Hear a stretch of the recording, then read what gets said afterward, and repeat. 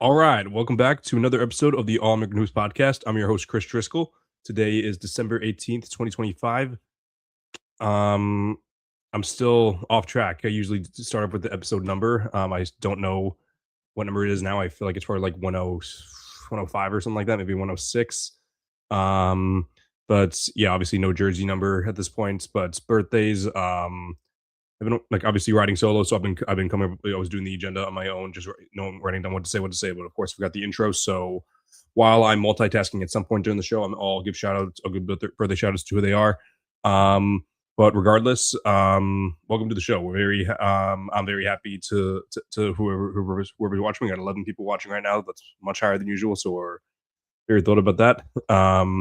But yeah, so yeah, this is going to be obviously when it's usually just me. It's usually a relatively shorter show, so it'll be um it'll be a couple talks. Like we'll be talking about the NBA Cup that just wrapped up on Tuesday night. We'll be talking about the NBA All-Star game, which the voting for that just started yesterday. I'll be giving my picks for that. I gave my picks for the entire roster about a month ago, maybe a little less than that, probably like 3 or 4 weeks ago at this point. And then also at the end, I'll just be talking about NBA big picture with the standings and everything going on there, because it's still going to be going on. So obviously some things I'm not so surprised about, but all in all, it has been a pretty surprising season. So I'm very interested to see what goes on there. Before I move on, I did want to bring up the birthdays right now, actually. So NBA players whose birthdays today. Um, According to Basketball Reference, today, December 18th, it is Jalen Johnson's birthday. The Hawks are currently playing the Hornets. I believe the Hornets are beating them by about 10. Also Noah Esunje's birthday. I think he's a rookie. EJ Lindell. And those are the current players. But as far as it goes for all time, Bobby Jones, Charles Oakley, Gene Shue. Gene Shue is one of the more underrated point guards of all time. I shouldn't say one of the more underrated, but I should say one of the more forgotten about, since he was so old. But obviously, Charles Oakley is really well known as to be great defender, just one of the tough guys in the 90s that people always talk about. But it's obviously not really a Hall of Famer, but still an awesome player that people loved having on their teams for sure. MLB players' birthdays. Let's check that too. It is today we celebrate.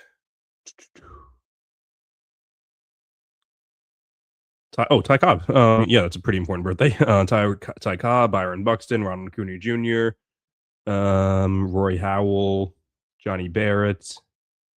No one I'm too familiar with after this is Chris Carter. This isn't Chris Carter as in Chris Carter from the Vikings or FS1. This is another Chris Carter. I could have sworn that this was going to be a Mets player. There was a Mets player named Chris Carter. It must be someone else though. But I think that's it for the ones that I know, at least. And then we'll do NFL real quick too. But yeah, shout out Ty Cobb and Byron Buxton and Ronald Acuna Jr. Those are the three big ones that most baseball fans known. And then happy birthday to Greg Landry, Marco Coleman, Jerry Robinson, and no one else that I am familiar with. I don't think, at least. I'm scrolling. I don't. Usually NFL is my third sport, but usually there's at least one guy that I'm at least familiar with.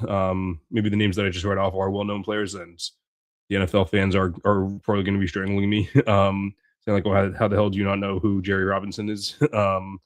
Yeah, but yeah, I'm not sure. Alex Emerson is he's the best one. Apparently, it's 5 first team all pros, but yeah, that's that. But yeah, so happy birthday to all those athletes out there. I think I'm looking that better than the numbers. It's much easier. But yeah, we're here. I'm here to talk about the NBA Cup. Back when I recorded episodes 1 and 2 of the All American News podcast, the NBA Cup was my primary focus because it was just around what the NBA was talking about the most. Obviously, it was the first season of the NBA Cup. I was talking about LeBron and the Lakers, everything there. But now, here we are. We're in the third season now, and I still don't know how to form a perfect opinion on that team altogether. Not the team, on the tournament altogether.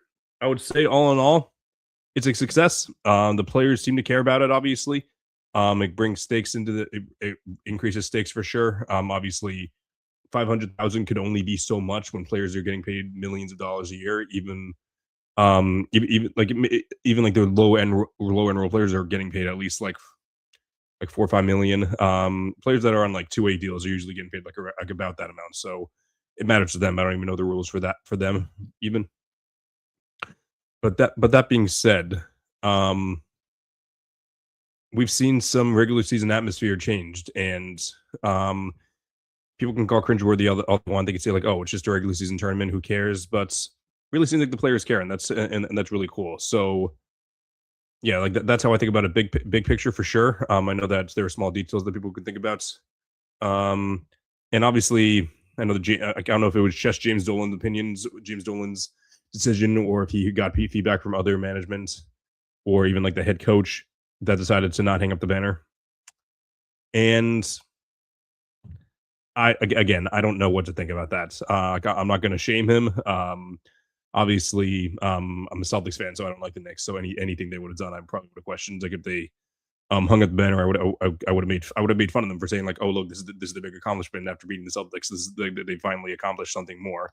Um, but other than that, but like I also know that the Lake, yeah, like I think the Lakers set the precedent when they said, okay, yeah, we'll hang up the banner because we've done a lot. And yeah, so like I think that's the deal there. But like the issue is with the Knicks is that um they've also have a ton of banners hung up. Like they have banners hung up for like their division titles. So um I don't really know what their mindset was.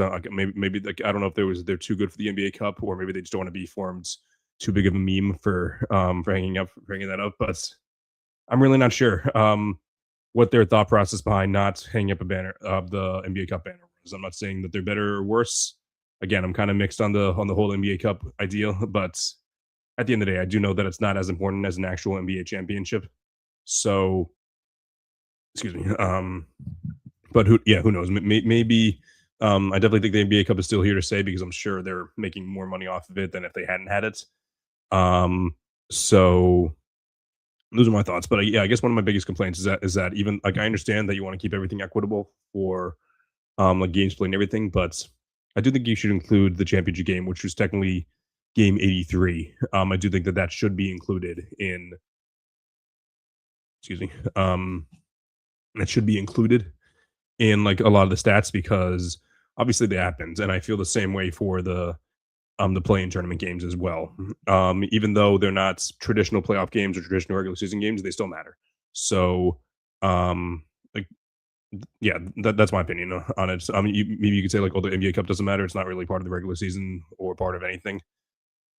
I think I think the players clearly care about it just as much as any other regular season game. They don't care about it as any other playoff game. So, including that in the stats just makes sense to me. But I don't know what other people think about that, but that's just my personal opinion on it. But I think that's all I had big picture wise. But I do want to talk about the actual games. If I'm being honest, I didn't. Yeah, like I wasn't able to watch any of these games live. I only saw like the handful of highlights for each one.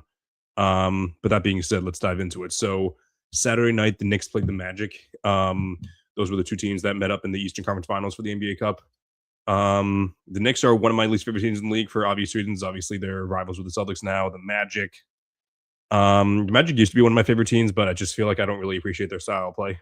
They're a great defensive team, which usually I love, but like I don't know anything. Like they don't really have anything on offense that excites me. Like Paulo Banchero is obviously a really talented player, but I'm on record saying that I've sold my stock in both and mostly in the Magic. I haven't sold all my stock on Paulo, but I've sold a good amount of it just because I don't know if he's going to be as good as people first expected him to be. Because at the end of the day, you can have all the talent in the world, but however, he still hasn't improved his shot selection. The turnovers are still a big problem, and the biggest one of all. It's been 4 years now. Every single season, I know that this year's a small sample size because he was injured for a good amount of it. But so far, the Magic have looked better with him off the floor than with him on the floor. And I know the on-off metrics can be a little misleading based on matchups and everything like that. But when something's constant for 4 years straight, you have to think about it. Or my charter. But So yeah, like I was someone that said like Opalo should be like one of the main one of like the main pe- pieces that people were thinking about when trading for Giannis. I don't know if the Magic would do that. I don't know if they wanted to give up on Paolo that quickly, especially for Giannis, who I think you should trade Giannis for anything, even with his injury concerns. But I understand why you'd want to be hesitant because he has been so injury prone the past few years, not just during the regular season, but like he's been injury prone at the end of the season, which is arguably a bigger problem than if someone was slightly more injury prone, but during the regular season, but they just happened to be healthier for the playoffs. So that's obviously what has been tanking Giannis's trade value. I don't really know. We haven't really talked about Giannis being traded lately because of his injuries. But yeah, who knows? I kind of just talked about big picture each team, but yeah, the Knicks won by 12. It kept it pretty close for most of the game, but however, Brunson really stepped it up towards the end. How many points did he finish up with? He finished up with he dropped 40 points, with 8 assists, two, yeah, only 2 3-pointers made, a plus minus of 3, technically, so not as much, but however, OG plus minus 14, Cats 12, Mikal Bridges 9. Technically, a couple others were negatives, but Tyler Kolek plus 18 as well. So, yeah, the Knicks are just looking like a much better team than people expected. Obviously, some people were questioning how sustainable their success has been the past couple of years, but at the end of the day, and I'll talk about the more big picture in a second. But yeah, like this is just like a wrap. This is just like a representation of how they've been playing. And then we go to the other side of the brackets. The Thunder ended up beating this. Oh no, sorry, the reverse. The Spurs ended up beating the Thunder. It was Wemby's first game back. I don't think Wemby played. Did he play 20 minutes? I don't know if he played just under or just over 20 minutes. He played 21 minutes. So yeah, that was probably his minutes restriction, which is usually a thing. I'm not even trying to sound like an old head here when I say like I don't get the points of minutes restrictions. Like I understand the idea of like, oh, you don't want to wear them out so much, but it's been a long time, and I just feel like the strategy hasn't been that great because you like play them the 20 minutes and then you just sit them out um for like when the game gets heated up. I feel like you should settle them in and then really want them to play for the end of it, especially the guy like Wemby. But obviously it ended up working. The Thunder ended up winning. Wemby was a plus 21 in a game that they won by 2 points. So you can see the impact there, 22 points. I want to see what Chet Holmgren, what was he? He was still a plus 18. So like obviously they must have staggered the minutes a little more. But that being said, Chet and Wemby they are like a traditional rivalry. They do not like each other at all. And again, I'm going to sound like an old head here. I think basketball is better when when there's personal beef between two players. Obviously the NBA is buddy buddy, and I don't know. Like I'm not saying that's a good or a bad thing, but that's just the reality of the situation. Um, but yeah, Wemby and Chet do not like each other, and as long as the two of them stay healthy, I think the two of them will be two of the best players in the league for a long time. Two of the best bigs in two, not only two of them, but debatably the two best bigs in the league for a long time. So that would be a pretty cool thing to see. But then eventually, knowing the NBA, knowing eventually at the end of their career, they'll end up liking each other just like Magic and Bird did. Not so much MJ and Isaiah; they still hate each other, but that's the take there. Who else played good in this? I'm just box score watching here, but yeah, De'Aaron Fox 22 points, Stephon Castle 22 points, Devin Vassell 23 points. So Dylan Harper only 8 points though. So yeah, I need to start watching the Spurs more because I'm someone who was flaunting over the fact that the Spurs traded for De'Aaron Fox, and I thought that he and Wemby were a match made in heaven, and I still think that can absolutely be the case. Given Fox both of their defensive abilities, given Fox's athleticism, and just paired up with Wemby's freakish skills, I think that that's going to be really really awesome. And I just want to see more of them, more basketball of them playing together. Both of them have been injury prone for the past 365 days, but hopefully that changes now. Both of them are healthy now, so we'll see what happens. Are they playing now? Are they playing tonight? I don't know. Let's check. They are playing now. They're playing the Wizards. They're up by 7. Is Wemby playing tonight? He's on the bench. I guess that means he's I guess yeah. Like this is according to Google, so it looks like he hasn't played yet. I don't know if that means he's probably not going to play. But yeah, they're up by 5 now. De'Aaron Fox with no points. Jeez, Stephon Castle 7 points. So yeah, the Spurs can be a fun team.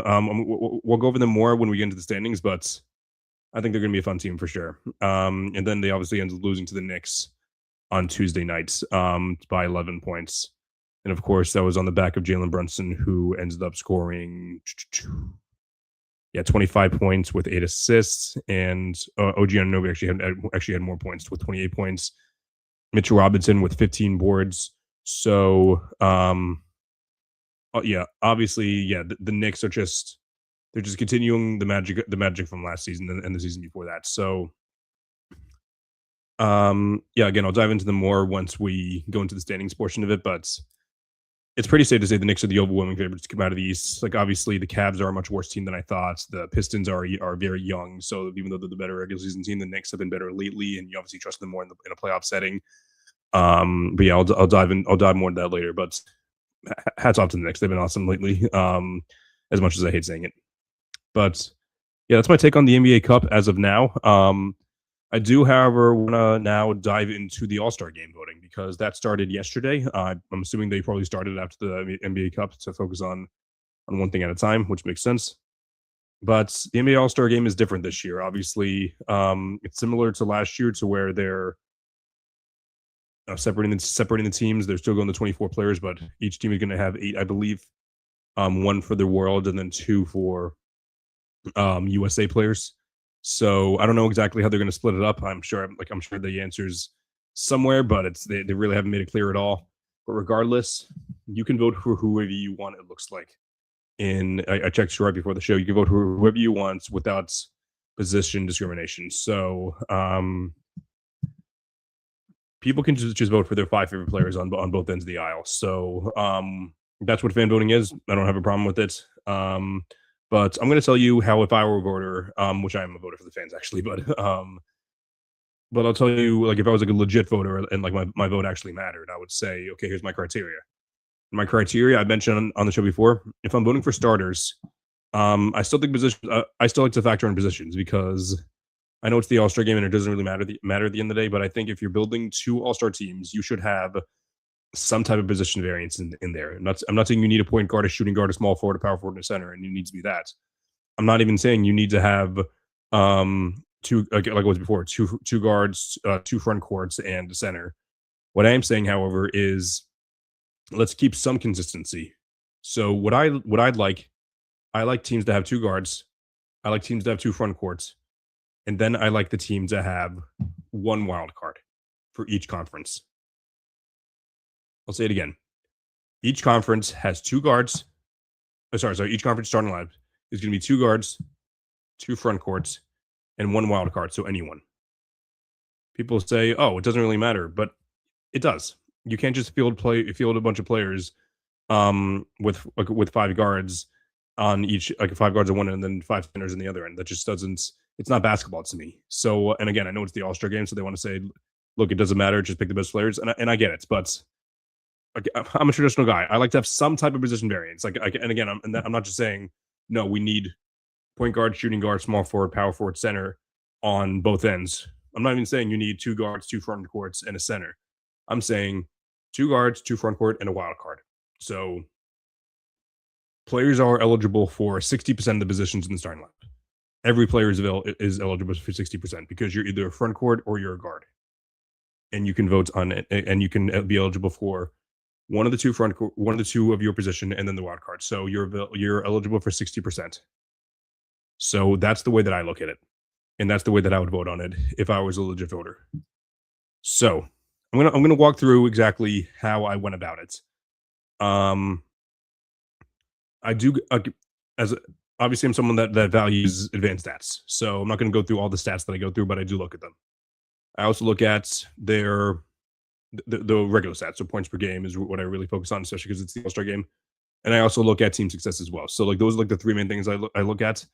I test to a certain extent, but not really, because if I watch a player more, that means I'm going to be a little more biased to the player that I watch more, especially if I like the way they play. So to be fair, I do a little bit of box score watching, but I also know that people might scoff at that because they say like, oh, that doesn't tell the entire story.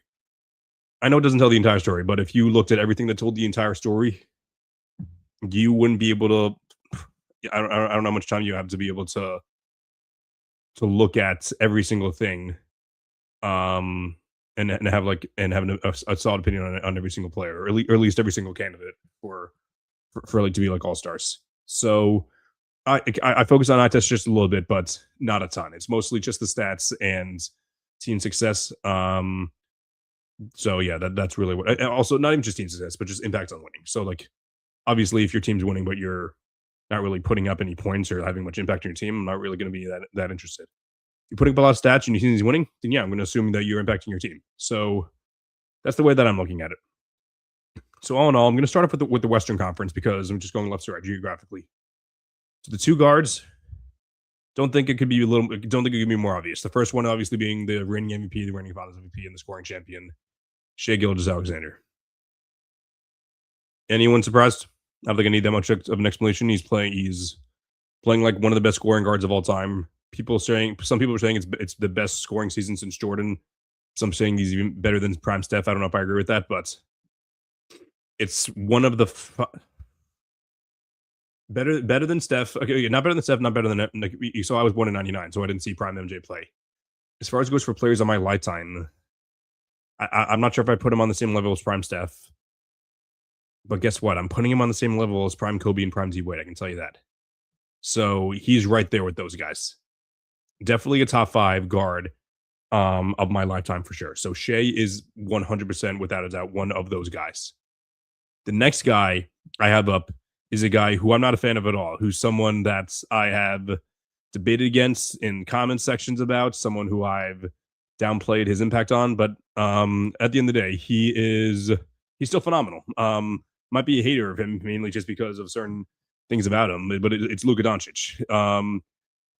Say everything you want about him. He's a walking 30 points efficient triple double machine. And the Lakers offense, let's be honest, isn't really that good. They're not like a good team. They're not really a good team offense. Like Austin Reeves is great. So it's really just those two guys. LeBron really isn't as good as he used to be. He's also very injured. DeAndre Ayton stinks. I don't really like him at all. Riyad Jamar is fine. And then just a bunch of one role guys. So I'm just someone who is I'm not as high in Luka for sure, but that being said, it gets pretty hard to be a quote unquote hater of Luka when he does stuff like this. Like, let me check the numbers real quick. Like, this is just like let's see. So this season he's averaging 35, 8, and 8. So just all that is insane. He missed a couple games at the beginning of the year and like missed like 1 or 2 later. So you know, dock him a couple points for that, but I don't think it nearly justifies taking him off this ballot. I'm not going to go over the honorable mentions yet because I'm going to add those on to the wild card because if you're not one of the best 2 guards for the guards, you could still make it for the wild card. So I'll touch on that later. But obviously the next one up as we go to the front court, it's obviously Nikola Jokic. Again, any questions? This is someone who is, again, one of the best players of my lifetime. LeBron, Steph. I think that's it. I think Jokic is the 3rd best player of our lifetime. I think he's better than Shai. I think he's better than Kobe. I think any season is probably better than Kobe. So it's tough. He's better than Giannis. Like, just again, like a walking 30 points, triple double, walking impact machine. The Nuggets wouldn't be like a 2 or 3 seed without him. Like, they not even close. So are they the 2 seed? Yeah, I think they're like chess. They're like chess, like tied with the Lakers maybe. But yeah, they're currently 19-6. The Lakers are 18-7. So yeah, they're a game ahead of the Lakers for the 2 seed. They beat the Thunder. No, not the Thunder. They beat the Rockets on Monday night, I want to say. So great stuff from Jokic this year as always.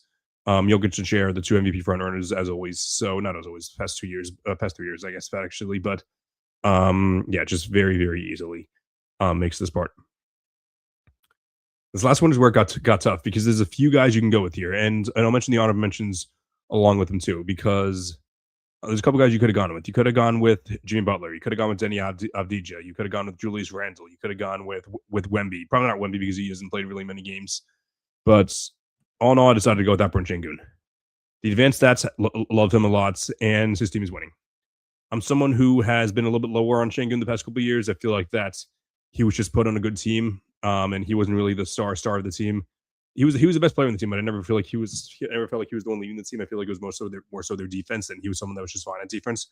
But no, he's looking great this year. Even with Kevin Durant, which I'm sure Durant's overall gravity is what keeps him is what has opened the floor up to to Şengün for sure.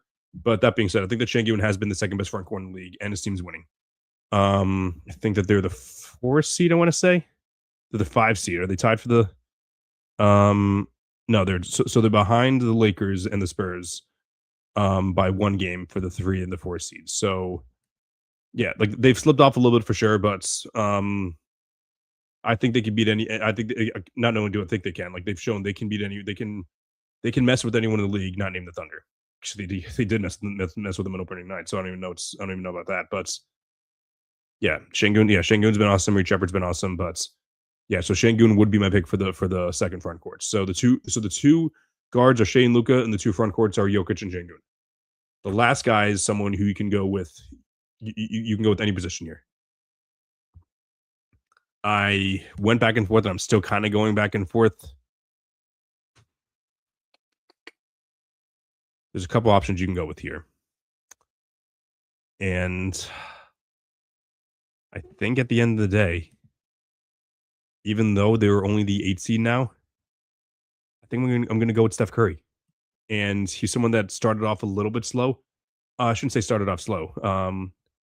But like maybe like after like the first couple games, like not as great, but what is he? He's averaging like over 29 points a game. He's again, impact is there more than ever, and this is just like a matter of like if you're building a team to win a championship, Steph Curry is always gonna be in the top of the list, and I don't think anything's changed that. So I think Anthony Edwards would likely be my next guy up, especially because the Wolves are higher in the standings, if I'm not mistaken.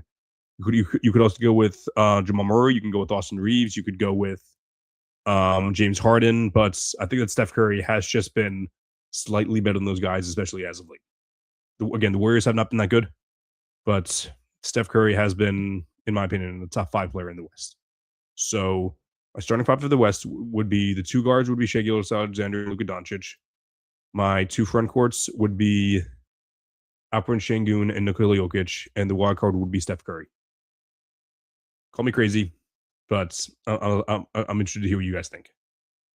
But then for the East is where it gets interesting because there are more than a couple of great options for the. It's funny. Usually, it's the West that you have like a higher debate on for like higher talent, but the East is actually where there are 4 guys you could really pick for the 2 guards. There's a good chance that like these 4, like those 4 guards are going to be starting, like all because of the positionless aspect of it. But I'll tell you my picks. I decided with my first one to go with Tyrese Maxey. Tyrese Maxey has been playing phenomenal this year. The Sixers, again, are not that great of a team. Joel Embiid is not even close to the same player who he was. VJ Edgecombe, awesome start to the season. Has been playing better lately, but just not great. Same thing with Paul George. Again, just started off very slow. And the Sixers they started off hot. Now they're 5-5 of the last 10, so they slipped off. Started off 5, slipped off. Now they're just kind of like playing in like the average range, which is what I think they'll be the rest of the year. But it's not because of Tyrese Maxey. Tyrese Maxey is playing like top 3, maybe even top 2 player in the East. So yeah, he gets the All-Star nod, in my opinion. And the second guy up is Donovan Mitchell. I'm someone who is a huge fan of Donovan Mitchell. I think he's my favorite player in the league that's not a Celtic. And I know that I'm biased, but he has been without a doubt a top 2 guard in the East, in my opinion, this year. The Cavs have stunk this year. They have stunk. I think they're 3-7 in the last 10. I think they already have like 11 or 12 losses, maybe even more, maybe even like 12, 13. And it's just quite unfortunate to see because I was really hoping that in a weak East this year that this would be the year that Donovan Mitchell would finally lead his team to win the conference. But Evan Mobley's lack of development, Darius Garland's just injuries, Jared Allen's injuries. Because when the 4 of them are on together, they still look great. But Mitchell's has like every time I check in with them, Mitchell's having a 30-point game and they're still losing. So it's really not his fault. I think that I understand why people might want to put the other 2 guards ahead of them because they're higher in the standings. But I've been more impressed with Maxey and Mitchell's work than the other two, and I'll bring up those two. You guys know what I'm talking about once we go to the front court or once we go to the wild card.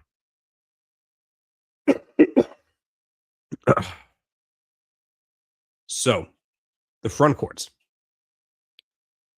This is the big question here. Giannis has played in how many games? Let's see. Giannis has played in 17 games, and one of those games was for 3 minutes. Is that enough? Is that enough for him to get a start in the All-Star game? It depends on when he comes back, in my opinion. But if voting ended today, they just said, like, okay, voting's open for a day. We're going to close it now. Chris, who do you got? I'm thinking about it. Has Giannis played enough? And in those games, has he played good enough to justify me placing him above the guys who have played enough games? If you asked me before I started recording, I would have said yes. But I'm thinking about it now. I'm going to say no. Because it's not like I understand the East has been weak, but the two guys I'm going to mention have been playing awesome basketball this year and have been playing winning basketball this year for teams that we're not supposed to win this year. And I'll tell you them now. The first one up is my guy, Jaylen Brown. Giannis has played on a per-game basis much better than Jaylen Brown. And everyone expects him to. Giannis is, when healthy, a top 2, top 3 player in the league. Maybe some Bucks fan would even say he's the best. So if you want to say, okay, he's played in more than 15 games, if that's your cutoff, that's fine. I don't know if that's my cut. It might be my cutoff for the roster spots. It's not my cutoff for starting spots, especially when a guy like Jaylen Brown isn't playing his best basketball of yet. The Celtics' expectations were down the floor without Jason Tatum, but Jaylen Brown said, "Nuh-uh, we're gonna play. We're gonna go out. We're gonna win every game that we can, and we're gonna work our tails off when we do." Jaylen Brown, in my opinion, has 100% earned an All-Star spots, and I think he should be the first guy that I would check off if it was still like the front court. I'm still envisioning that it is, and since I am envisioning like the way that it is, I'm putting Jaylen Brown as an All-Star starter. Next guy up, another team that was not supposed to win a lot of games this year. A team that was like, when I saw them, I'm like, I hate this team. This team is just so weirdly constructed. But Scotty Barnes has been awesome this year. The Raptors are currently the 3 seed, if I'm not mistaken, and Scotty Barnes is currently averaging 19 points, 37% from 3, 50% from the field, 8 rebounds and 5 assists, and has just been playing very good basketball. So I'm thinking about it. Maybe he hasn't been playing as good enough to justify me putting him over Giannis, but I just think that 16 games plus 2 minutes, 3 minutes, that doesn't have to for me to be a starter. So Jaylen Brown 100% unequivocally has to be an All-Star starter for me. I think Scotty Barnes it's by a hair, but yeah, I'm starting Scotty Barnes over Giannis. Now. If Giannis comes back, I don't know, is it or like next week at this point, or is it no? Was it 2 to 4 weeks, or was it 4 to 6 weeks that they were sidelining him for? I don't even remember, but yeah, I'd much rather be starting Scotty Barnes than Giannis for sure though. Because solely because the games played. So Scotty has played in how many games has he played in? Yeah, 27 games, over 10 more games played. I know that games played might not matter to some people, but it does for me in a situation like this. So Jaylen Brown and Scotty Barnes. Now, the last All-Star spot. Now, some people might say, like, when you think about it, so it's between 2 guys. You guys already know from the meeting. Between Jalen Brunson and Cade Cunningham, the 2 best players on the 2 best teams in the East. They should get, both of them should be starting, right? I don't know if it exactly works like that. For all NBA voting, I might say yes, but for All-Star voting, I'm going mostly based off individual, unless it's like that big of a gap. Like how many games are the Knicks above the Cavs? I think they're Knicks are currently 4.5 games ahead of the Cavs, which is pretty big, but it's not like it's like the Knicks are the 1 seed and the Cavs are the 13 seed. This is like the Knicks are the 2 seed and the Cavs are the 9 seed, right? Did I say the 9 seed or the 9 seed? So Yeah, that's a pretty big gap, but the Cavs are still like competing, and it's like they just haven't been closing games. So that's why I'm still going to go Donovan Mitchell over Jalen Brunson. But I am going to go. I'm going to give Jalen Brunson the nod over Cade Cunningham, though. That is because even though the Knicks have had a great supporting cast this year with everything going on, I still think that Brunson has carried the Pistons a little more than Cade has. I'm sorry, I think the Brunson's carried the Knicks more than Cade has carried the Pistons. Jalen Duren has been awesome this year. He's been anchoring the Pistons defense, and Cade's been awesome this year. He's been carrying the offense, but I think the Brunson's been carrying the offense a lot, more, and the numbers just look a lot better to me, in my opinion. So Brunson would get that last starting spot if they were up to me. So you hate to see it's that you hate to see like, okay, the Pistons have 5 losses this year. They're not going to get a starter. If this is only until today. So voting doesn't close for like another couple weeks. I don't even know when voting closes. Let me check that right now. But this is only for today. When does NBA voting end? It ends on January 14th. So yeah, about a month from now. So plenty of basketball voting left. So again, I have no problem if you want to say, wait a second, Maxey, Mitchell, Brunson, and Cade have all been much better than Scotty Barnes this year. Why don't all of them get the nod? If you want to do that, be my guest. And I'm not judging you at all. I'm not even trying to be condescending when I say like, oh yeah, if you want to do that, go ahead. I'm actually saying no. If you want that to be your criteria, be my guest. I like to have positions incorporated some way somehow. I know technically I didn't draft a center. I technically didn't vote for center, but I did vote for 2 front courts, and I think that Jaylen Brown and Scotty Barnes had played good enough and enough games to justify me starting on them for the All-Star game. So in short, my All-Star starters as of December 12th. Let me start over. In short, as of December 12th. One more time. In short, as of December 18th, 2025, my Western Conference starters would be Shai Gilgeous-Alexander, Luka Doncic, Nikola Jokic, Alperen Şengün, and Steph Curry. My Eastern Conference starters would be Tyrese Maxey, Donovan Mitchell, Jaylen Brown, Scotty Barnes, and Jalen Brunson. Let me know what you think. So that's my talk on the All-Star game for now. I'm going to talk about the NBA standings real quick. Figured I did want to talk about something current event-wise for the last portion of the show. But yeah, let's get into it. So yeah, we'll start. We did the West for the All-Star game to start, but now we'll start off with the East. So the East, as I mentioned, the Knicks just won the NBA Cup, so obviously they're on top of the world. They've also won 9 of their last 10. So, and they won their last 5. I don't even know if that includes the NBA Cup. So, even though they're 2.5 games back with the Pistons, but I haven't even checked the odds. I could only imagine that the Knicks are the overwhelming favorites to come out of the East. Though their experience, they have the best player in my opinion in a series like that. The defense is what concerns me, though. I think they're like I don't even know where they are in defense, but like they're like outside the top 10, and most NBA championship teams have a top 10 defense. So that does concern me just a little bit. But again, this is only for getting to the finals. I trust the Knicks more than any team in the East as of now. And you go through the standings. Yeah, again, the Pistons are the top seed, so maybe the one series of experience gave them that last year, especially because it went like 6 games. They could have won a couple of those games. The Raptors, the 3rd seed. Do they have any experience? Not really. Brandon Ingram doesn't have much playoff experience. Scotty, not much playoff experience. RJ Barrett, a little bit. Did they make the in 2021? Kinda, not really. No one really comes to mind, if I'm being honest. But then let's dive deeper. The Celtics and the Magic are tied for the 4 and the 5 seed. All bets are off if Jason Tatum comes back and he's 85% of who he is. Because Jaylen Brown is playing the best basketball he's played in a long time. And maybe ever. I'm going to say ever, actually. Jason Tatum comes back. I have no reason to not believe that the Celtics can go at it with anyone in the East. I don't think they can beat anyone in the West by any stretch of the means, but they can. I think they might have to trade for a guy like Zubac or a guy like Jared Allen. I think Jared Allen might be a little tougher, though.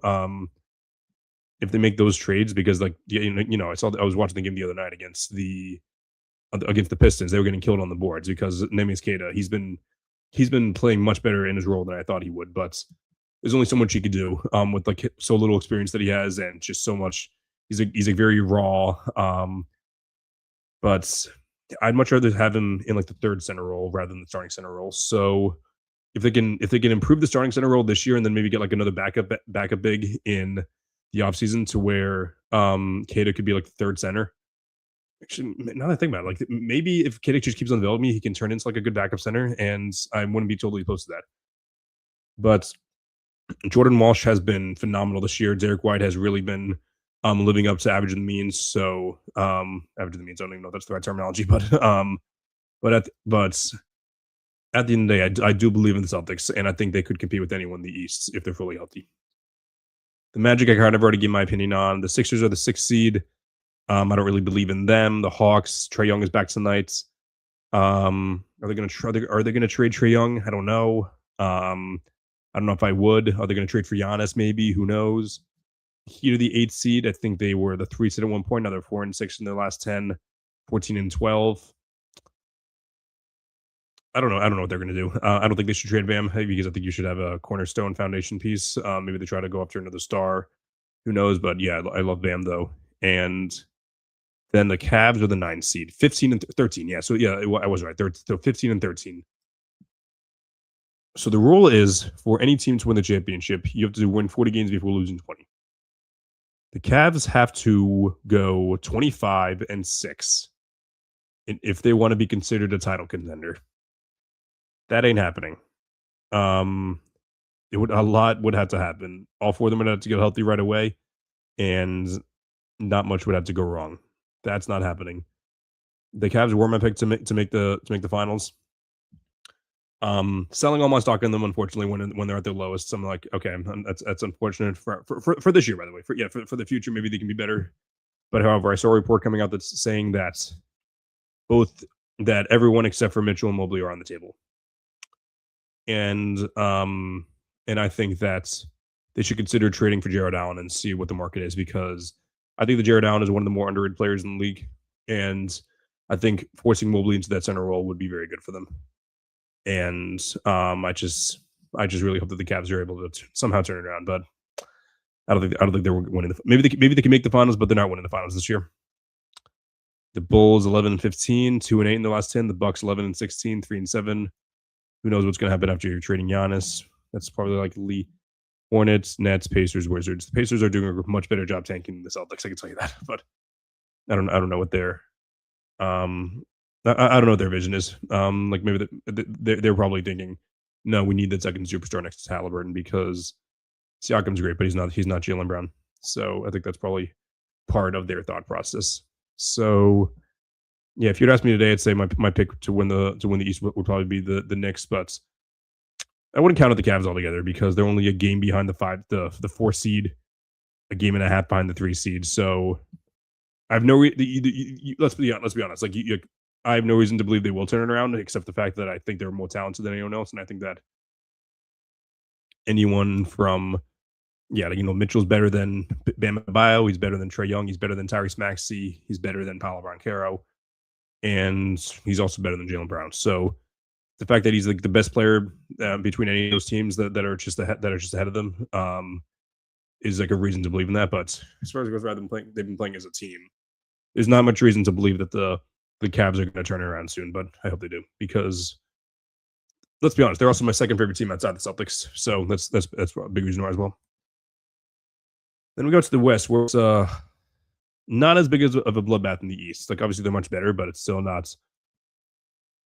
It's still kind of spread out. So the Thunder are currently sitting at 24-2.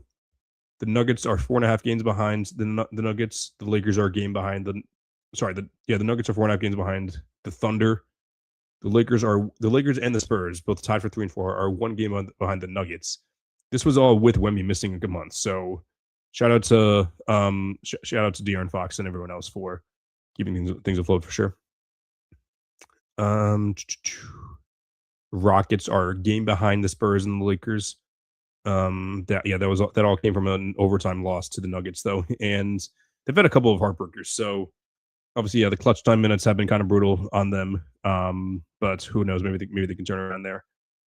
The Timberwolves are their 6th seed, a game behind the Rockets, and then there's a dip. That's when there's like the second tier. So I think the Thunder are on their own tier. Then I know that there's 3 games between the Nuggets and the Timberwolves, but I still think that I would still consider that them like in the same tier, 2 to 6. So I think the Thunder are a tier of their own. Then I think 2 through 6. Then I think there's a tier below. The Suns are the 7th seed, with the game and a half out of the Warriors. But let's be honest, I don't think they're going far at all. Like I would definitely take the Warriors above them in either a playing game or a playoff series. They probably wouldn't play each other in a playoff series, but definitely in a playing game, I take the Warriors over them. So, and then after that, the Grizzlies 13 and 14, Jazz 10 and 15, Blazers 10 and 16, Mavericks 10 and 17. I thought they turned it around, but what are they? 5 and 5 and less 10. That's kind of good. But rumors are they're trying to trade AD, which I think is an awful idea. But who knows? Kings 6 and 20, Clippers 6 and 20, Pelicans 5 and 22. Which by the way, the Pelicans, the Clippers, the Kings, and the Wizards and the Pacers, all 5 of them, they're not winning the title this year. Now, I know they might seem obvious, but I just want to lay out the facts. The Pacers, the Wizards, the Pelicans, Clippers, and Kings, all of them lost 20 games. And they are not even close to winning 40 games. So mathematically speaking, as of today, they're not going to win the finals. It's a bold opinion for sure. Kidding, not bold at all. But I'm telling you right now, the facts. If history tells us anything, it tells us that if you lose your 20th game before winning your 40th game, you're not winning the finals. And we're already at those 5 teams. They're already out of it. So sorry, Kawhi Leonard. Sorry, Zion Williamson. Sorry, whoever the best player in the Kings is. Domantas Sabonis. Sorry, Pascal Siakam. And apologies to. Is Alex Sarr the best player in the Wizards now? Probably. Or is it someone else? Is it one of the old guys? But I don't know. But who knows?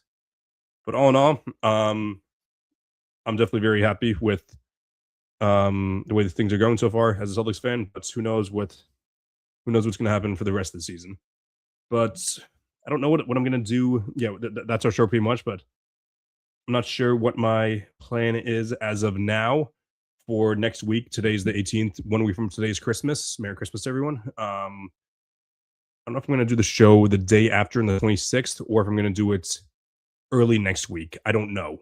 But if I don't see you, if I don't see you guys before then, like if I do the show later in the week, I just want to let you know, Merry Christmas. Hope you guys all spend time with. Hope you spend all the time with your families and yeah, like yeah, kind of drawing there, but yeah, Merry Christmas, everyone. Also, Happy Hanukkah to everyone celebrating now. And yeah, hope everyone's enjoying the holiday season because obviously, yeah, life can be hard sometimes, but I hope that everyone is at least taking time to sit back, appreciate what they have, and I just hope that everyone is doing their best. But all in all, make sure to follow me on all social media platforms. All American Hooper on TikTok and Instagram, at American Hooper on Twitter. Be sure to check me out on Wednesday nights. Probably not for the next couple weeks though, because we got next Wednesday is Christmas Eve, and the week after that is New Year's Eve. So probably not until like January 6th or something like that. I think that's the next Wednesday. Hers is the 7th. I don't even know, but my math is off. But and unfortunately, sad news. Primetime Sports Talk will be closing after a little bit. So. But my writing career isn't over for sure. Isn't over. I'm still going to look into applying to other websites or just make my own Substack or Patreon to see what else I can write. But definitely open to doing a lot more other things. So if anyone has any recommendations, definitely feel free to drop something down in the comments or send me a DM on any of the websites that I have laid out there. But all in all, this has been another episode of the All American News Podcast. I'm Chris Driscoll. Until next time, keep grinding and stay hoping. Merry Christmas, everyone.